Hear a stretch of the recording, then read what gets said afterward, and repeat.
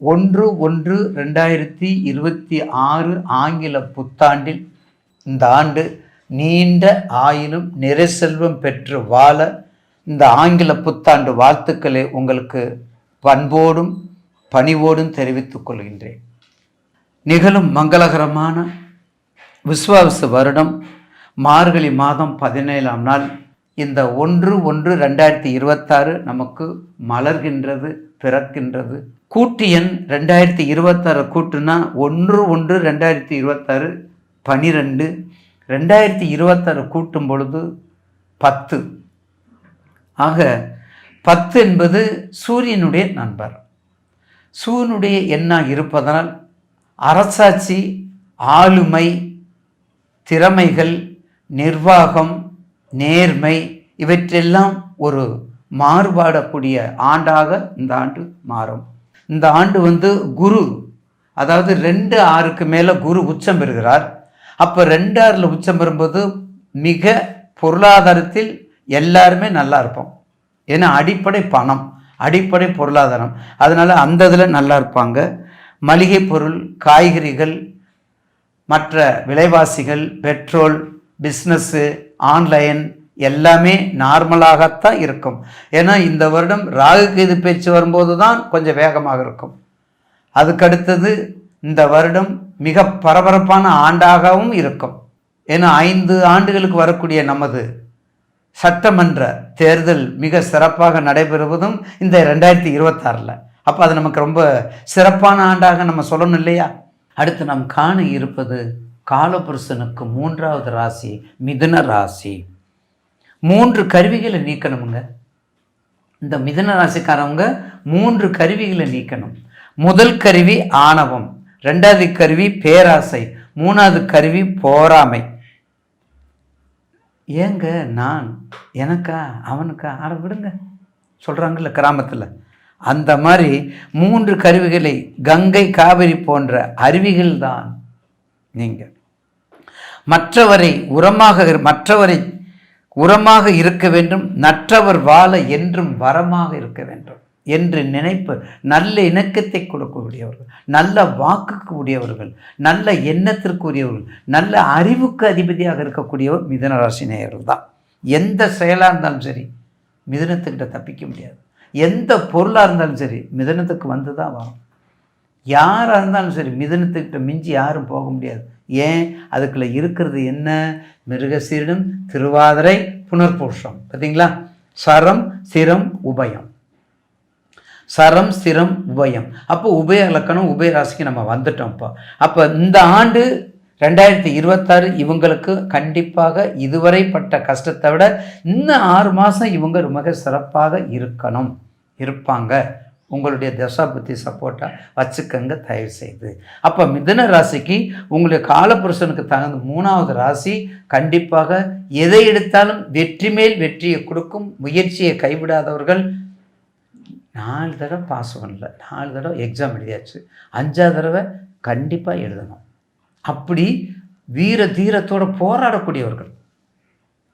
மறுபடியும் எழுதுங்கிற உணர்வு உங்களுக்கு தான் வரும். இன்னும் உணர்வு வராத ராசியெல்லாம் பின்னாடி இருக்குது. அப்போ மேலும் மேலும் நம்ம எப்படி பாஸ் பண்ணணும், கல்வியில் பாஸ் பண்ணுங்கிற உணர்வு அதிகமாக இருக்கக்கூடியது. அது யார் இழுக்குது? அந்த அறிவு ஜீவன் இழுக்குது. அப்படிப்பட்ட ராசி உங்களுக்கு. யார்கிட்டையும் பயப்படக்கூடாது. எந்த வார்த்தை வந்தாலும் வா பார்த்துக்குருவோம். சொல்லால் அடிக்கக்கூடியவர்கள், வில்லால் அடிக்க மாட்டீங்க. அந்த மாதிரி கர்ம பலனுக்கு உங்களுக்கு மிக அதிகமான தாக்கங்கள் உண்டு. ஏன்னா 3வது காலபுருஷனுக்கு வெளிநாடு, கல்வி, பார்த்தீங்களா? வெளிநாடு, கல்வி, எழுத்துத்துறை, ஏடுத்துறை, ஸ்டேஷ்னரி, இம்போர்ட்டு, ஏற்றுமதி, இறக்குமதி, அதையும் கொஞ்சம் எடுத்துக்கோங்க. இந்த ஆன்லைனில் கொஞ்சம் எடுத்துக்கோங்க. அதெல்லாம் ரொம்ப மோசமானது. ஆனால் யாரும் விட்டு போகிறதில்ல. அதையும் நம்ம செய்ய வேண்டியதாக இருக்குது, வேறு வழியும் இல்லை. அந்த மாதிரி இம்போர்ட் எக்ஸ்போர்ட் அதை எடுத்துக்கோங்க. கல்வி சம்மந்தப்பட்டது அனைத்து தொழிலுக்கும் கிங்கு நீங்கள் தான். இந்த ஆண்டுக்கு கண்டிப்பாக இந்த ஒரு 6 மாதத்தில் சிறப்பாக நீங்கள் பயன்படுத்திக்கணும். மிதன லக்கணம், மிதன ராசிக்காரவங்களுக்கு இந்த புத்தாண்டில் கொஞ்சம் சிறப்பாக பயன்படுத்திக்கோங்க. போயிடுச்சு, 4 பொழுதும் கடக்குது. அப்போ குரு இப்போ வந்தாச்சு நம்ம சப்ஜெக்ட்டுக்கு. அப்போ குரு உங்களுக்கு எங்கே இருக்காரு? உங்களுடைய ராசிலேயே குரு இருக்கிறாரு. அப்போ உங்களுடைய ராசியில் குரு இருந்தால் உங்களை விடுவாரா? அப்போ ஸ்ட்ராங் பண்ணி வைப்பார். ஸ்டாண்டர்டாக உங்களை வச்சுக்கிட்டாரு. நான் ஏற்கனவே சொல்லியிருக்கிறேன், உங்களை அதாவது உங்கள் வீட்டில் ஸ்ட்ராங்கை வச்சா தான் அடுத்தவங்களை பார்க்க முடியும். அப்போ உங்களுடைய ராசி குரு, அப்போ உங்களுடைய ராசியிலே குரு இருக்கிறார். அப்போ நல்ல ஸ்ட்ராங்காக வலிமையோடு இருக்கிறார். அதுக்கு அடுத்தது சனி. உங்களுடைய ராசிக்கு சனி 10 அதாவது கர்மாதிபதி கர்மத்தில், தொழிலுக்கு உரியவர் தொழிலில், ஆக்குபேஷனுக்கு உரியவர் ஆக்குபேஷன் பிளேஸில். அப்படி இருந்தால் என்ன ஆகும்? ரொம்ப சிறப்பாக அமையும்.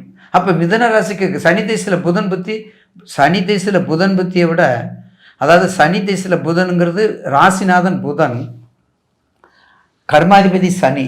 சனி திசையில் புதன் புத்திங்கிறத விட ஒரு ஜாதகருக்கு புதன் திசையில் சனி புத்தி வரணும். இப்போ எப்படி? புதன் திசையில் சனி புத்தி வரணும். லக்னாதிபதி புதன் திசையாக இருக்கணும், புத்தி வந்து சனி புத்தியாக இருக்கணும். ஏன் சனி புத்தியாக இருக்கணும்? அவர் தானே கர்மத்தை கொடுக்கக்கூடியவர், அவர் தானே ஆக்குபேஷன் கொடுக்க, அவர் தான் தொழிலுக்கு அதிகாரி. அவர் எங்கே 10லே இருக்கார். அப்போ 10 இருக்கும்போது நமக்கு என்ன பண்ணுவார்? எல்லா வகையான சொத்துக்களும் வந்து சேரும். எத்தனை தடவை கோர்ட்டுக்கு போயிருந்தாலும் இந்த தடவை மீண்டு வந்துடும். இந்த ஆண்டில் உங்களுக்கு மீண்டு வந்துடும். அப்போ குரு சொல்லியாச்சு, உங்களுக்கு சனி வந்துட்டார். அதுக்கடுத்து ராகுன்னு சொல்ல வேண்டியதில்லை. ராகு 9ல் இருக்கார். உங்கள் ராசிக்கு 9ல் இருக்கார். 9ல் இருந்தால் ஒன்றும் பயப்பட வேண்டியதே இல்லை. எந்தாவது ஒரு வகையில் ஒரு பாக்கியத்தை கொடுக்காம போக மாட்டார். குடும்பம், கல்வி, ஏற்கனவே அறிவு, ஏற்கனவே கல்வி, ஏற்கனவே கல்வி சம்பந்தப்பட்ட தொழில்கள், நல்ல படிப்பாளி, விஞ்ஞானி, வெளிநாடு, அப்ராடு எல்லாமே போகக்கூடியது தான் மிதுன ராசிக்காரங்க. ஏன்னா காற்று ராசி தானே, உபயம் தானே, காற்று லக்கணம் காற்று ராசி. திருமணம், தேங்கி கிடக்கக்கூடிய திருமணங்கள் மிக விரைவில் முடியும். அதில் மாற்று கருத்து இல்லை. ப்ரொமோஷன், பதவி, பட்டம், பதவி, தொழில், பொருளாதாரம் மேன்மை அடையும். அதுலேயும் மாற்று கருத்து இல்லை. அதே மாதிரி ஆரோக்கியம், இந்த த்ரோட்டு, இந்த இஎன்டின்னு சொல்கிறோம் பார்த்தீங்களா, இந்த இஎன்டி வகையில் கொஞ்சம் கவனமாக இருத்தல். அவர் இந்த இஎன்டி வகையில் மட்டும் கொஞ்சம் கவனமாக இருக்கணும். நரம்பு சம்பந்தப்பட்ட வைத்தியங்கள், அதை மருத்துவத்தில் கண்டிப்பாக செஞ்சுக்கணும். சாப்பாட்டில் கொஞ்சம் கவனமாக இருந்துக்கிறணும். அதாவது 2 குழல், மூச்சுக்குழல், உணவுக்குழல். மூச்சுக்குழலில் போகிறத மூச்சு விடுறதுக்கு தான் யூஸ் பண்ணும். உணவுக்கு போகிறத அதில் மாற்றி போனால் போச்சு. ஏன்னா மனிதன் அவ்வளவு தான். உணவுக்குழலும் மூச்சுக்குழலும் எங்கே இருக்குது? அதை அனுசரித்து உணவு கவனமாக சாப்பிட்டு ஆரோக்கியத்தை சீர்படுத்திக் கொள்வது உங்களுடைய டியூட்டி. ஆரோக்கியத்தை சீர்படுத்திக் கொள்வது உங்களுடைய டியூட்டி. அடுத்தது நிச்சயமாக சாங்கியம் பரிகாரம். கண்டிப்பாக இந்த மிதுன ராசி நேயர்களுக்கு கொஞ்சம் வித்தியாசமாக. என்ன வித்தியாசம்? எங்கே போனாலும் கோசாலை, 330 கோடி தேவர்களும் வசிக்கக்கூடிய இடம் கோசாலை, பசு இருக்கக்கூடிய இடம்.